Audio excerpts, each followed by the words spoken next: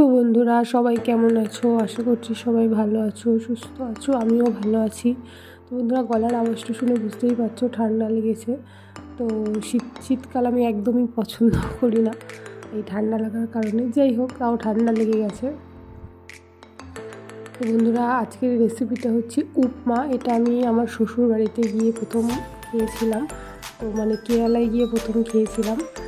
খেতে ভীষণই স্বাদ হয়। তো তোমরা বাড়িতে একবার হলেও টিফিন এটা ট্রাই করতে পারো। বন্ধুরা, তোমরা দেখতেই পেলে আমি প্রথমে সবজিগুলো কেটে নিয়েছি। আলু আর গাজরটা ডুবো ডুবো করে, আর ডুবো ডুবো করে পেঁয়াজও কেটে নিয়েছি, কারি পাতা আর লঙ্কা। ঠিক আছে। তো বন্ধুরা, কড়াইতে সর্ষের তেল গরম করে ওই তেলের মধ্যে একটু আদা কুচি দিয়ে ভেজে নেওয়ার পর ওর মধ্যে কারি পাতা আর সর্ষে ফোড়নে দিয়েছি। ওর মধ্যে একটু নাড়াচাড়া করে নেওয়ার পর পেঁয়াজগুলো দিয়েছি। পেঁয়াজটা হালকা ভেজে নিয়ে ওর মধ্যে গাজরটা আগে দিয়েছি, কেন কি গাজরটা সিদ্ধ হতে একটু টাইম লাগে, সেই কারণে গাজরটা আগে দিয়ে 1 মিনিট মতো একটু ভেজে নেওয়ার পর ওর মধ্যে আলুটা দিয়ে দিয়েছি।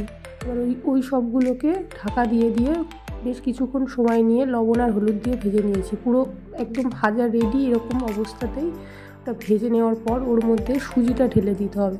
সুজিটা ঢেলে দেওয়ার পর গ্যাসের ফ্লেমটাকে হাই করে রাখতে হবে। রেখে হালকা একটা ভাজা গন্ধ বেরিয়ে আসলে সুজি ওর মধ্যে জল ছিটিয়ে দিয়ে খুব ঘন ঘন খন্তিটা নাড়তে হবে আর কি। তাহলে জলটা একদম টেনে গেলে ওটা ঝুরঝুরে হয়ে যাবে। তোমরা দেখতেই পাচ্ছ বন্ধুরা, এইখানটা আমি সুজিটা ভাজছি। তো এটা ভেজে নেওয়ার পরই আমি জল দিয়ে দেবো।